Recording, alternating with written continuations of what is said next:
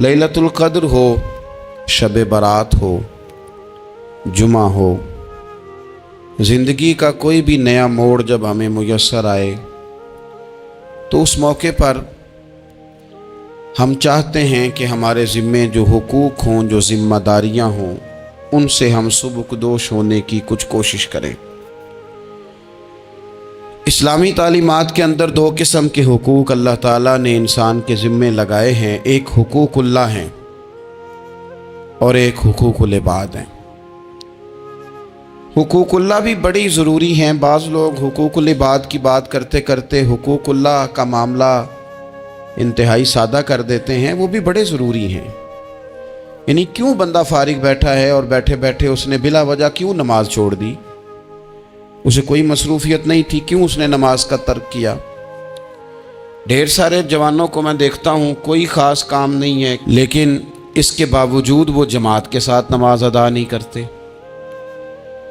तो अर्ज़ करने का मकसद ये है कि क्यों नहीं जमात के साथ नमाज पढ़ी जा रही?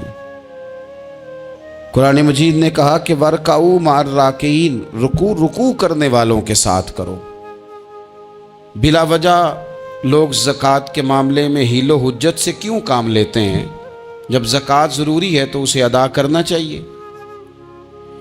इसी तरह बहुत सारे लोग हैं जो माली वुसअत के बावजूद हज के लिए हाज़िरी नहीं देते, तो उन्हें जाना चाहिए। हुकूकुल्लाह का जो मामला है उसमें भी कोई कमज़ोरी दिखाने की, मसलन मैं कहता हूँ कि मजबूरी क्या थी? सहरी के लिए रमज़ान शरीफ में जिन लोगों को उठना होता है वो उठते हैं कि नहीं उठते? तो इसी तरह रूटीन में भी अगर हम नमाज की तरफ तवज्जो करें, एक बड़ा तबका है जो नमाज की तरफ तवज्जो नहीं करता। हुकूकुल्लाह का मामला मैं देखता हूँ कि हम टाइम निकाल के दोस्तों के पास जाते हैं, वक्त निकाल के अपने माँ बाप को, अपने अहबाब को, रिश्तेदारों को टाइम देते हैं। क्यों टाइम नहीं निकलता नफल पढ़ने के लिए? हमें अपनी ज़रूरत की चीज़ें सीखनी पड़ती हैं, तो क्यों टाइम नहीं हमारे पास तिलावत कलाम पाक के लिए? अल्लाह तबारक व तआला की बारगाह की हाज़िरी का ज़ौक़ बनाएं। दूसरा मामला होता है हुकूकुल इबाद का। ये शरीयत इस्लामिया में इंतहाई नाजुक मसला है।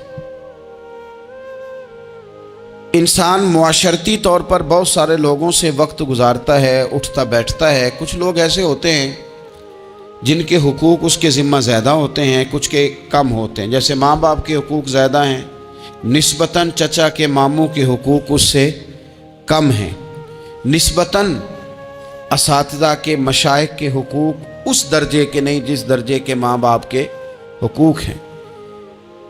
हमारे यहाँ बहन भाइयों के हुकूक निस्बतन ज़्यादा होते हैं, दोस्त अहबाब के हुकूक उससे कम होते हैं। लेकिन बहरहाल एक दूसरे का हक हमारे ज़िम्मे आता है। अच्छा, फिर अल्लाह ताला ने अपने फ़ज़ल से एक तकसीम बनाई है कि किसी को फैक्ट्री का मालिक बना दिया है, किसी को मज़दूर बना दिया, किसी को इदारे का प्रिंसिपल बना दिया है, किसी को उस्ताद बना दिया है, किसी को अल्लाह तबारक व तआला ने किसी मकाम पे मैनेजर बनाया है और किसी को उसी इदारे में चौकीदार बनाया। ये तकसीम हो गई। अब उसमें नज़ाकत पैदा हो जाती है कि जो मालिक है उसने ज़्यादा ख्याल रखना है मज़दूर का, अपने वर्कर का, अपने मुलाजिम का, चौकीदार का, उसने ज़्यादा ख्याल रखना है। होता ये है कि हम जितने ज़्यादा बड़े होते जाते हैं उतने ज़्यादा आराम पसंद होते जाते हैं। हमारा ये ख्याल होता है कि हक़ तो सिर्फ मुलाजिम का है कि वो हमारा ख्याल रखे, हक़ तो सिर्फ मुरीद का है वो पीर साहब के लिए हर तरह का अदब बजा लाए, हक़ तो सिर्फ शागिर्द का है। हालांकि जो आदमी जितना बड़ा जाता है उसकी नज़र उतनी ज़्यादा वसी होनी चाहिए और उसको ज़्यादा नज़ाकत के साथ चीज़ों को समझना चाहिए। अगर आपका दावा है कि मुझे अल्लाह ने बड़ाई दी है और मैं कुछ लोगों पर अल्लाह ने मुझे हाकिम बनाया है, तो फिर ज़्यादा इंसान के दिल में, जहन में वुसअत होनी चाहिए और ज़्यादा बारीकी। चलें, ये ज़्यादा ज़रूरी नहीं कि आप सब लोगों को मुतमईन कर सकें, इत्मीनान उनके दिलों को पहुंचाना ये ज़रूरी नहीं, चूँकि डिमांड मुख्तलिफ होती है ना हर आदमी की। लेकिन ज़्यादा ज़रूरी ये है कि आपके ज़िम्मे जो ज़िम्मेदारियाँ थीं, आपके तहत रहने वाले लोगों की, औलाद की, शागिर्दों की, इरादतमंदों की, अहबाब की, मुलाजिमीन की, वो आपने किस हद तक पूरी की। نبی پاک صلی اللہ تعالیٰ علیہ وسلم نے ہمیں حقوق العباد کے معاملے میں زیادہ احتیاط کرنے کا کہا ہے، اور حضور سید عالم علیہ السلام نے صحابہ کے بھرے مجمع میں سے یہ سوال کھڑا کیا، فرمایا تم مجھے بتاؤ مفلس کون ہے؟ غریب، تنگ دست اور بالکل تہی دست بندہ کون ہے؟ ہمارے ہاں سارے لوگ یہ رمضان شروع ہوتا ہے تو لوگ کہنا شروع کر پیر صاحب دعا منگو، حالات بڑے خراب ہیں۔ مثلا کیا خراب ہے حالات؟ شامی روٹی نہیں لبدی، حالات صرف یہ خراب ہیں کہ پڑوسی نے پجارو لے لی اور مجھے نہیں ملی، اتنے ہی حالات خراب ہیں، اس سے زیادہ تو نہیں۔ حالات اتنے ہی خراب ہیں کہ جو باہر بھائی چلا گیا تھا اس نے فلانی سوسائٹی میں پلاٹ لے لیا، میں پیچھے رہ گیا ہوں، اس سے زیادہ تو کوئی ایسا معاملہ نہیں۔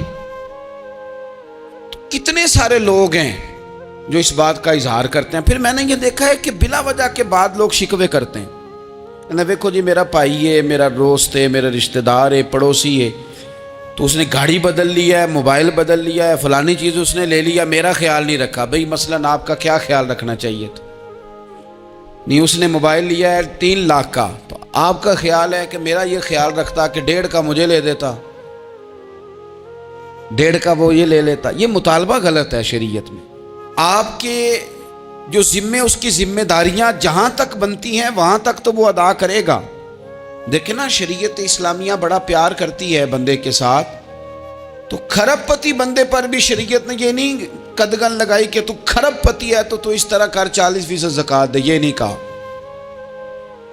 لاکھ پتی بھی 2.5% ہی دے گا اور ارب کھرب پتی بھی 2.5% ہی دے گا۔ اگر اس کے دل میں وسعت اللہ نے پیدا کیا تو وہ لوگوں کا خیال کرے۔ تو حقوق العباد کے معاملے میں بعض تو ہمارے مطالبات ہیں جو مطالبے سرے سے درست نہیں، سرے سے ٹھیک نہیں، لیکن جو بعض اوقات ہمارے وجود سے، لہجے سے، آنے جانے سے ٹھیس پہنچ جاتی، میں پرسنلی بعض چیزوں کو نوٹ کرتا ہوں اور مجھے ان کا بڑا خیال رہتا ہے۔ میں محسوس کرتا ہوں کہ نہ چاہتے ہوئے بھی ہمارے رویے سے بعض لوگوں کو تکلیف ہوتی ہے، نہ چاہتے ہوئے۔ تو حقوق العباد کے مسئلے میں ہم زیادہ کمزور ہو جاتے ہیں۔ آج یہ سوچنا ہے کہ وہ جو میری ذمہ داریاں ہیں، جو شریعت نے، دین نے، اسلام نے، اور کچھ میں نے خود کہیں شاگرد بن کر، کہیں ارادت مند بن کر، کسی جماعت کا ممبر بن کر، کسی مسجد کی ذمہ داری لے کر، کسی ویلفیئر کام کی ذمہ داری لے کر، کسی غریب کی ذمہ داری لے کر، کسی مزدور کی ذمہ داری لے کر، جو میں نے اپنے اوپر خود چیزیں ضروری قرار دے لی ہیں، میں ان میں کہاں تک کامیاب ہو سکا ہوں اپنی ذمہ داریوں کا۔ حضرت معاویہ بن خدیج رضی اللہ تعالیٰ عنہ ایک صحابی ہیں، وہ فرماتے ہیں کہ مجھے حضرت عمر نے کہیں بھیجا تھا جہاد کے لیے، تو میں وہ کامیابی کی خبر لے کر دوپہر کو لوٹا، تو عرب شریف کے اندر چونکہ گرمی زیادہ ہوتی ہے، میں نے مناسب نہیں سمجھا کہ میں حضرت عمر کو دوپہر کو جگا کے خبر دوں کہ حضور بے فکر ہو جائیں، اللہ نے کامیابی دے دی۔ میں نے شام ہونے کا انتظار کیا، یہ ان کے اچھے اخلاق کی علامت، اعلیٰ ظرفی کی بات بتا رہے ہیں۔ کہتے میں نے شام ہونے کا انتظار کیا، مغرب کے وقت یا عصر کے وقت میری ملاقات ہوئی، تو میں نے حضرت عمر سے کہا کہ حضور الحمدللہ اللہ نے کامیابی دے دی، جس مہم پہ آپ نے بھیجا تھا وہ اللہ کے فضل سے اس مہم سے کامیابی ہو گئی۔ تو حضرت عمر فرمانے لگے دیر سے کیوں آئے؟ مجھے تو امید تھی کہ تم سرے دوپہر آ جاؤ گے۔ میں نے کہا حضور میں دوپہر کو ہی گیا تھا، دوپہر کو ہی گیا تھا، پر سوچا کہ آپ آرام میں ہوں گے۔ کیا جواب ہے، اور کیا اس جواب کے اندر بہت سارے لوگوں کی ترجمانی ہے۔ حضرت عمر فرمانے لگے آرام کرتا تھا میں، پر وہ دور گزر گیا، اب تم دوپہر کی بات کرتے ہو، اب تو رات کو بھی کم ملتا ہے۔ وہ تھا ایک دور، اب جب اپنے ذمے خود ذمہ داریاں زیادہ لے لی، اب کیا پتا کہ کوئی کہاں سے چل پڑا ہے تجھے ملنے کو۔ وہ دور گزر گیا جب تو سوتا تھا، من چاہی زندگی بتاتا تھا، اب تو نے خود یہ فیصلہ کیا ہے، اب تو میں بھائی تم دوپہر کی بات کرتے ہو، میں تو رات کو بھی گشت کرتا ہوں کہ کوئی ضرورت مند تو نہیں، کوئی حاجت مند تو نہیں۔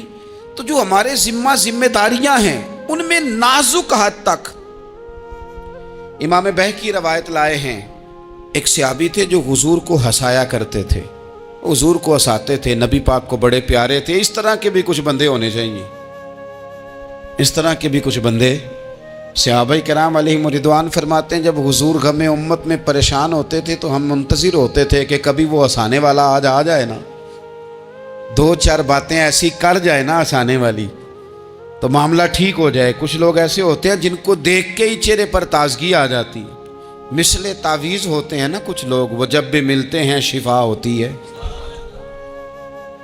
تو یہ حضور کے پاس بیٹھے ہوئے تھے اور ہنسانے والی گفتگو کر رہے تھے، تو نبی پاک بھی ان سے باتیں کرنے لگے۔ تو بات کرتے کرتے نا حضور نے انگلی ان کی طرف بڑھائی تو ان کے وجود کو انگلی لگ گئی۔ ایک تو وہ روایت ہے نا کہ صفیں سیدھی کراتے وقت حضور تیر کے ساتھ صفیں سیدھی کرا رہے تھے تو ایک صحابی کے پیٹ پہ لگ گیا، انگلی لگ گئی۔ عجیب دیوانے ہیں، کہنے لگے آپ نے مجھے تکلیف دی ہے، معاذ اللہ انگلی چبھو دی، میں نے تو بدلہ لینا ہے۔ ہمارے ہاں مسئلہ یہ بن گیا ہے کہ کوئی بڑا آدمی بھی اپنے آپ کو قانون کے حوالے نہیں کرتا۔ ملک سے لے کر امت مسلمہ کے کل مسائل تک ہمارے ملک کے اندر ہر بندہ اس کا مزاج ہوتا ہے کہ وہ اپنے آپ کو قانون سے بالا تر سمجھتا ہے۔ لائن میں لگنا لوگ پسند نہیں کرتے۔ یہ ایک بہت بڑا مسئلہ ہے۔ حضور صلی اللہ علیہ وسلم کی انگلی لگ گئی تو کہنے لگے آپ نے تو مجھے تکلیف دی ہے، میں تو بدلہ لوں گا۔ تو حضور نے فرمایا لے لے بدلہ۔ اپنے آپ کو قانون کے حوالے بڑا آدمی جب کرتا ہے تو قانون کی عزت بڑھتی ہے، قانون کا وقار بڑھتا ہے، سوسائٹی کے اندر پھر طاقتور قانون ہو جاتا ہے۔ لیکن جب غریب آدمی کے لیے قانون اور ہو اور امیر کے لیے قانون اور ہو تو اصل معاملہ تو قانون کی بالادستی کا ہے، آئین کی پاسداری کا ہے، اصولوں پہ کھڑے ہونے کا ہے۔ تو نبی پاک صلی اللہ تعالیٰ علیہ وسلم سے کہا کہ میں، حضور نے فرمایا لے لو بدلہ۔ یہ حقوق العباد کی نزاکت عرض کر رہا ہوں، لے لو بدلہ۔ انہوں نے کہا جی پیٹ سے کپڑا ہٹائیے، تو حضور نے پیٹ سے کپڑا ہٹا دیا۔ تو بڑے دیوانے آدمی تھے، انہوں نے امت کو بتانا تھا کہ کچھ اس طرح کے رنگ بھی ہوتے ہیں محبت کرنے کے لیے، الٹی ہی چال چلتے ہیں دیوان گانے عشق، آنکھوں کو بند کرتے ہیں دیدار کے لیے۔ اس طرح بھی کبھی کبھی ہوتا ہے۔ کپڑا حضور نے ہٹایا تو انہوں نے نبی پاک کے جسم نور کو چومنا شروع کر دیا، کہنے لگے دن بڑے ہو گئے تھے، موقع نہیں کو بن رہا تھا، تو چلو یہ ایک موقع ملا ہے، حضور آپ کو کسی کے ساتھ زیادتی کر سکتے ہیں، تو میں تو موقع تلاش کر رہا تھا۔ اور میرے بھائی نماز کا بھی موقع تلاش کرتے تھے صحابہ، جہاد کا بھی موقع ڈھونڈتے تھے، پر محبوب سے محبت کا بھی موقع ڈھونڈتے تھے۔ کبھی کبھی نا محبت کا بھی تو موقع نرے خشک نہیں نہ ہو جانا چاہیے۔ نہ علماں وچ پھسا سانو تو یار دی گل سنا سانو، اوتھے علم دا سکہ نہیں چلدا جتھے عشق ہوراں دا ڈیرا ہے۔ تو کبھی ادھر بھی ہیں حقوق العباد کے معاملے میں نزاکت۔ اور پھر جو آیت میں نے قرآن پاک کی پڑھی، ایک تو یہ ہے کہ آپ لوگوں سے معافی لے، معافی مانگے۔ ہمارے ہاں نا معافی کا مزاج، قبول کریں جب کوئی بندہ معافی طلب کرے تو معافی، ہمارے ہاں معافی مانگنے کا رواج میں آپ یقین کریں سرے سے ہے ہی نہیں، بلکہ الٹا لوگ چڑھائی کر جاتے ہیں، کہتے ہیں اوہو تم نے معافی مانگ لی ہے تو معاملہ ہی ختم ہو گیا۔ اور جو آدمی، میں بڑے زمانے سے کہہ رہا ہوں کہ میرے ملک میں ایک رواج بنتا جا رہا ہے، جس کی زبان جتنی زیادہ سخت ہوتی ہے اس کا عروج اتنا زیادہ ہوتا ہے۔ جو تھوڑا سا شرافت کا مظاہرہ کرے لوگ اسے بزدل سمجھ لیتے ہیں۔ عزیز بھائیوں، اپنی زندگی میں معافی مانگنے کا مزاج بنائیں۔ آپ طلب کریں کہ یار مجھ سے غلطی ہو گئی، میں انسان ہوں۔ آپ یقین کریں ڈھیر سارے لوگ ہیں جن کے ذمہ ڈھیروں معافیاں ہیں، لیکن ان کا مزاج نہیں، ان کی طبیعت نہیں، ان کا تکبر آڑے آ گیا ہے۔ اور میرے نبی پاک صلی اللہ تعالیٰ علیہ وآلہ وسلم نے فرمایا تھا یہیں بدلہ دے دو، کسی کا دینا ہے تو یہیں معافی لے لو، یہیں، ورنہ فرمایا یاد رکھنا قیامت کے دن تو اس طرح ہوگا کہ اگر سینگ والی بکری نے بغیر سینگ والی بکری کو مارا ہوگا اسے بھی قیامت میں بدلہ دینا پڑے گا۔ یہی معافی تلافی لے لو، یہی۔ تو ہمارے ہاں مزاج نہیں، مزاج بنائیں نا، آپ معافی کا مزاج بنائیں۔ رسمی ویسے معافیاں مانگتے ہیں، حج پہ جا رہا ہوں بھائی اگر کوئی ہو گئی تو معاف کر دینا، یہ تو رسم ہے، تو بڑی دنیا ادا کرتی۔ آپ کو پتہ ہے کہاں آپ کو معافی لینی ہے. تو جہاں جہاں اس طرح کے معاملات ہیں وہاں آپ کلیئر کریں. صحیح بخاری میں حدیث ہے حضرت ابو ذر غفاری سے، جب کسی نے کہا کہ آپ نے اسی طرح کے کپڑے خود پہنے ہیں جس طرح کے آپ کے غلام نے پہنے، یہ کیا معاملہ ہے؟ تو فرمانے لگے، اعلانیہ خود بتانے لگے، فرمانے لگے مجھ سے ایک دفعہ غلطی ہو گئی تھی، میں نے ایک غلام کو جھڑک دیا تھا تو نبی پاک نے مجھے تنبیہ فرمائی، تو میں نے اس غلام سے معافی بھی مانگی، اور اس دن سے لے کر آج تک میں جس طرح کا خود لباس پہنتا ہوں اسی طرح کا اپنے غلام کو پہناتا ہوں. تو وہ خود بیان کر رہے ہیں، وہ لوگ اظہار کر رہے ہیں کہ ہم نے یہاں نبی پاک علیہ الصلوۃ والسلام کے تنبیہ کرنے پر ہم نے اپنے غلام سے، خادم سے یا کسی غلام سے معافی مانگی. تو معافی مانگنے سے بندے کا قد کبھی چھوٹا ہوتا ہے؟ میرے نبی پاک علیہ السلام نے فرمایا جو معافی مانگ لے اللہ تو اس کی عزت میں اضافہ کر دیا کرتا ہے. تو اس لیے ایک تو جہاں یہ معاملہ ہے وہاں، اور دوسری جو آیت میں نے تلاوت کی اس میں اللہ کہتا ہے کہ غصہ پی بھی جاؤ، معافی مانگو بھی اور معاف کر بھی دو. والکاظمین الغیظ والعافین عن الناس، فرمایا وہ لوگ جو غصہ پی جاتے ہیں اور لوگوں سے درگزر کرتے ہیں، لوگوں سے درگزر کرتے ہیں. واللہ یحب المحسنین، اللہ ان احسان کرنے والوں سے محبت فرماتا ہے، ان سے اللہ پیار کرتا ہے. تو رب فرماتا ہے جو غصہ پی جاتے ہیں والعافین عن الناس، اور لوگوں سے درگزر کرتے ہیں، ایک تو معافی مانگے اور دوسرا معاف کر بھی دیں. اگر دل میں کوئی بات ہو تو معاف، ہر روز لوگوں کو معاف کر کے سویا کریں. پہلے تو اس طرح کا کوئی کام ہی نہ کریں. ایک شخص نے جملہ کہا تھا، لکھا تھا، کمال لکھا تھا، اس نے کہا تھا کبھی ایسا کوئی کام نہ کرنا کہ کوئی تمہاری وجہ سے جا کے رب کے سامنے رونا شروع کر دے. ایسا کوئی کام نہ کرنا کہ کوئی بندہ تمہاری شکایتیں اللہ رسول کو لگائے. اس طرح کا کبھی کام نہ کر کہ وہ تڑپ اٹھے اور کہے اب تمہارا شکوہ میں نے وہیں کرنا ہے. کچھ لوگوں کی شکایتیں کرنی پڑتی ہیں اللہ رسول کی بارگاہ میں بھی، اپنے مشائخ کی بارگاہ میں کر دیتے ہیں. بعض اوقات انسان وہ بے بسی کے عالم میں کرے یا بہت زیادہ تکلیف اسے سہنی پڑے تو تب کرے، ہو جاتا ہے. تو ایک تو ایسا کریں نا، اور کوشش کریں لوگوں کو معاف کر دیں، اپنے دل سے چیزیں نکال دیں.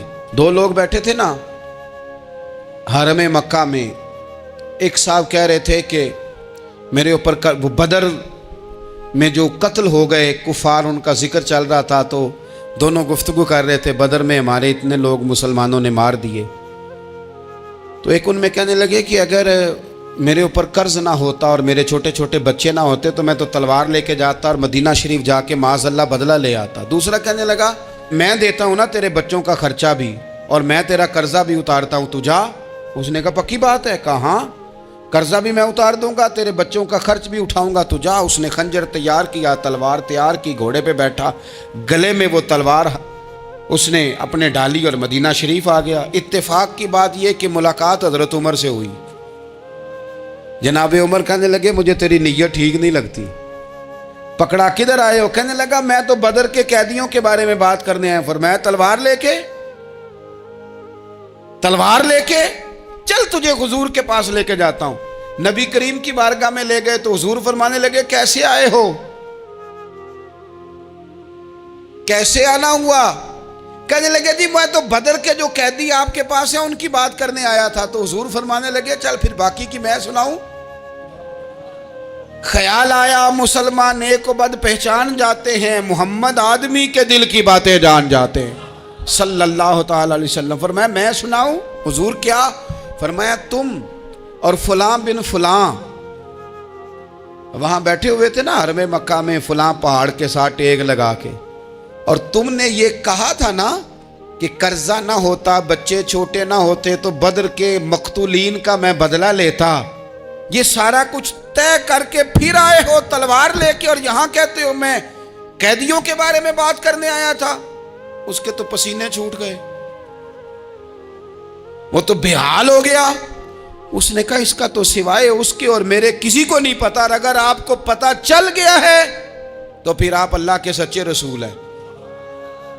تو حضور اگر آپ کو پتا چل گیا ہے کہ میں قتل کرنے کے ارادے سے آیا ہوں، میں معاذ اللہ بدلہ لینے آیا ہوں، اللہ کرے آپ کو سمجھ آئے میری بات کی. یعنی ایک تو یہ ہے کہ بندہ وہ پکڑا گیا ہے اور ایک یہ کہ کسی کو پتہ چل گیا ہے کہ یہ اس کام آیا ہے، پھر لوگ جب معافی دیتے ہیں تو بڑی کہانیاں سنا کے دیتے ہیں، ایسے نہیں دیتے۔ حضور اب آپ کو پتہ چل گیا ہے تو کیا کریں گے؟ تو حضور فرمانے لگے تو بتا نا تیرے ساتھ کیا کریں۔ اس نے کہا کہ میں نے سنا ہے آپ معاف بڑا کر دیتے ہیں، یعنی یہ گھر سے کو پیار کرنے نہیں آیا، پھولوں کا گلدستہ لے کے نہیں آیا، تلوار لے کے آیا، لیکن یہ میرے محبوب کا حوصلہ ہے، اور آیا بھی عین مسلمانوں کے بیچ ہے، جو چاہیں اس کے ساتھ کر سکتے ہیں۔ اس نے کہا معاف کر دیں، تو حضور نے فرمایا جا میں نے معاف کیا۔ حضور نے معاف کیا۔ وہ کہتا حضور معاف کر رہے تھے اور رب میرے دل میں ایمان کو تازگی عطا فرما رہا تھا، حضور نے معاف کیا اور میں نے کلمہ پڑھنا شروع کر دیا۔ ہم معافی نہیں دیتے، کبھی کبھی صلح تو کر لیتے ہیں، صلح ہو جاتی ہے، پنچایت میں صلح ہو گئی، پھر لڑائی ہوئی، پھر بات شروع سے شروع ہو گئی، کیونکہ ہم نے معافی، پھر وہ بات شروع ہو گئی 1955 سے، تو وہ بھی آکھیا سی، تو اے بھی کیتا سی، وہ بننے والی گل یاد ہی، او بس کر یار، کچھ بھولیں بھی تو۔ بچے پتہ کیوں خوش رہتے ہیں؟ آپ کو پتہ ہے بچے کیوں خوش رہتے ہیں؟ بچوں کو بات بھول جاتی ہے، اس لیے بچے، اماں نے ادھر 2 تھپڑ مارے 3-4 منٹ پہلے، اور اگلے 5 منٹ میں اماں نے پھر ماتھے کا بوسہ لیا تو بھول گئی بات۔ اللہ کرے کوئی تھوڑے تھوڑے بچے بھی بن جائیں، یہ جو بہتے سیانے ہیں نا، ان کا بھی اللہ ہی حافظ ہے، عقل زیادہ آ گئی ہے نا۔ اس لیے اقبال جیسے لوگوں نے کہا تھا خرد کی گتھیاں سلجھا چکا ہوں، یا رب مجھے صاحب جنوں کر دے، صاحب جنوں کر دے، صاحب اللہ کوئی تھوڑا سا مجھے مجنون بھی بنا، یہ زیادہ عقل تو کسی کام کی رہی نہیں، پاگل کر دی، پاگل کر دی۔ بہت سارے لوگ ایسے زیادہ سمجھدار ہوتے ہیں، لہذا معافی دینے کو تیار، معافی دیں۔ جب کوئی معافی کا مطالبہ کرے تو اسے معافی، سب سے مشکل کام ہوتا ہے لمبی لسٹ والے دشمن کو معاف کرنا۔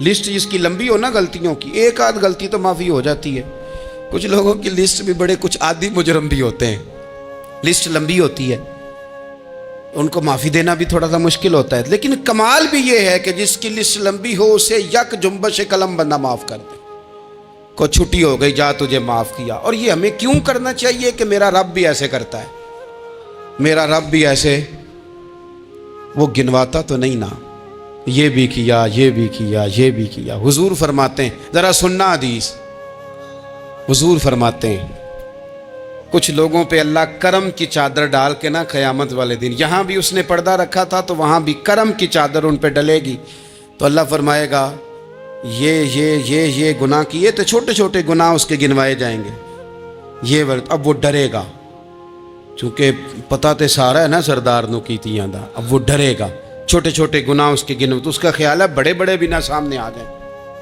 چھوٹی چھوٹی غلطیاں اس کی گنوائی جا رہی ہیں، جو ڈر رہا ہے، کانپ رہا ہے۔ قربان جائیں نبی پاک کے لفظوں پہ، کچھ گلاں اجیاں نے قرآن پاک اجیاں نے، یہ نا میری دادی کہا کرتی تھی، میری اماں کہا کرتی تھی، اے کچھ کام اجائے نے، کچھ گلاں اجیاں نے کہ اتنے دل کردہ ہے صفحہ بند ہو جانا ہے تو معافی ہو جانی ہے، یعنی ختم ہے یہ بات، اس سے آگے کسی نے سوال پوچھنا ہی نہیں۔ چھوٹے چھوٹے گناہوں کا اللہ تذکرہ فرمائیں، یہ کیا یہ کیا یہ کیا، یا اللہ ہو گیا۔ اب بندہ ڈر رہا ہے کہ بڑے بڑے بھی سامنے آ جائیں گے، لیکن چھوٹے گناہوں پہ ہی فل سٹاپ لگا کے نا، تو رب فرمائے گا یہ جو تیرے گناہ ہیں نا اس کے بدلے تجھے نیکیاں دی جا رہی ہیں، تو نے سچی توبہ کی تھی تو ان گناہوں کو بدل کے نیکیاں بنایا جا رہی ہیں۔ پہلے ڈر رہا تھا، حضور فرماتے ہیں، اب فٹافٹ بول پڑا، کہنے لگا یا اللہ میں نے تو بڑے بڑے بھی کیے ہیں، یعنی اگر چھوٹوں کی نیکیاں بن گئی ہے تو وہ پاپ کدھر ہیں بڑے بڑے، وہ میرے کدھر ہیں۔ کریم یہ بات کر رہے ہیں اور صحابہ رو رہے ہیں، میں نے تو بڑے بڑے بھی کیے ہیں، بڑے بڑے کدھر ہیں۔ اللہ تعالیٰ بندوں کو معاف فرماتا ہے، رب اپنے بندوں کو وہ معاف کرتا ہے۔ اگر اللہ معاف نہ کرے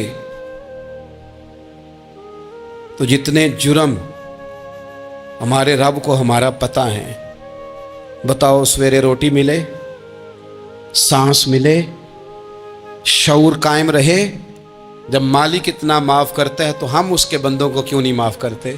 کر دے معاف۔ پکے لوگ کھڑے تھے، پکے دشمن کھڑے تھے فتح مکہ کے دن حضور کے سامنے، اور کچھ لوگ ایسے ہوتے ہیں جن سے امید نہیں ہوتی اپنے ہوتے ہیں کہ یہ والا جملہ، اور بندہ کہتا ہے یار تجھے تو نہیں نہ کہنا چاہیے تھا، کوئی اور کہتا مجھے. کہتے ہیں، یہ نہ سمجھیں کہ لوگ کہتے نہیں، کہنے والے یہ بات ہی آپ چھوڑ دیں کہ کوئی آپ کو کچھ کہے گا نہیں، یہ چھوڑ دیں. مخلوق تو اس طرح کی بات ڈھونڈ کے لاتی ہے کہ انسان پریشان ہو جاتا ہے کہ یار میں یہ کر سکتا تھا، میں نے کیا نہیں، اور جو میں نے کیا نہیں وہ تو نے میرے کھاتے ڈال دیا ہے. ایسے لوگ سامنے کھڑے ہو گئے فتح مکہ کے دن کہ جن کے چہروں سے ان کی زیادتیاں عیاں ہو رہی تھیں، ان کے ظلم چھلک رہے تھے چہروں سے. حضور کے سامنے کھڑے ہیں، کانٹے بچھانے والے بھی، روڑے مارنے والے بھی، گلے میں رسیاں ڈال، سارے کھڑے ہیں. حضور نے فرمایا بتاؤ تمہارے ساتھ کیا سلوک کروں. انہوں نے کہا آپ کریم ہیں. تو حضور نے پتہ کیا کہا؟ قرآن پاک میں ایک سورہ یوسف ہے، کچھ لوگوں کو لفظ یہ قصہ بھی بڑا برا لگتا ہے، تو اللہ فرماتے ہیں نحن نقص علیک احسن القصص. محبوب ہم آپ کو ایک سونا قصہ سنانے لگے ہیں. اس کو اللہ نے قصہ کہا، سونا قصہ، سورہ یوسف کو. تو سورہ یوسف کیا ہے بھلا؟ ذرا انداز دیکھیے سورہ یوسف کا. پہلے حضرت یوسف لاڈلے ہیں باپ کے، لاڈلے، پھر اسی جناب یوسف کے منہ پہ تماچے ہیں، پھر وہی جناب یوسف کنویں میں ہیں، پھر کنویں سے بچ گئے. کنویں میں گرا بھی بندہ کبھی بچتا ہے، بچ گئے، اللہ کی شان ہو تو بچ جاتا ہے، بچ گئے. فرماتے ہیں میں نے سمجھا بچ گیا ہوں، جب بچ گیا تو بڑی تکلیف ہوئی. بھائیوں نے کہا ہمارا غلام ہے، ہم نے بیچنا ہے. سگے بھائیوں نے بیچا، جو باپ کی طرف سے سگے تھے بیچا. فرماتے ہیں میں بکا. اب بڑا پریشان تھا کہ یار کبھی آپ غور کریں نا، کسی کا ریٹ لگ جائے. فرماتے ہیں اب بڑا پریشان تھا، اور جب میں مصر میں گیا تو میں کونے میں کھڑا ہوں اور لوگ مجھے خرید رہے ہیں. محبت میں یہ قصہ سنانا تو آسان ہے کہ بی بی اٹی لے کے آ گئی تھی، پر جو بیکرا ہے اس کا بھی تو حال دیکھو نا کیا ہے، اس کا ریٹ لگ رہا ہے. یہ بھی تو بڑی.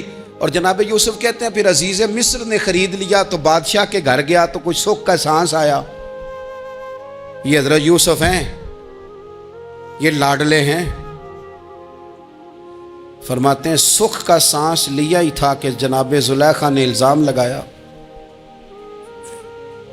اور وہ غلطی معاذ اللہ جس کا تصور بھی نہیں، اس کی پاداش میں سالوں جیل کاٹا. لیکن خدا کی حکمت ہے نا، اللہ کا کرم ہے نا، جس ملک کے وہ قیدی تھے رب نے اسی ملک کا حکمران بھی بنا دیا. یہ اللہ کی حکمت ہے نا، تقاضے ہیں نا.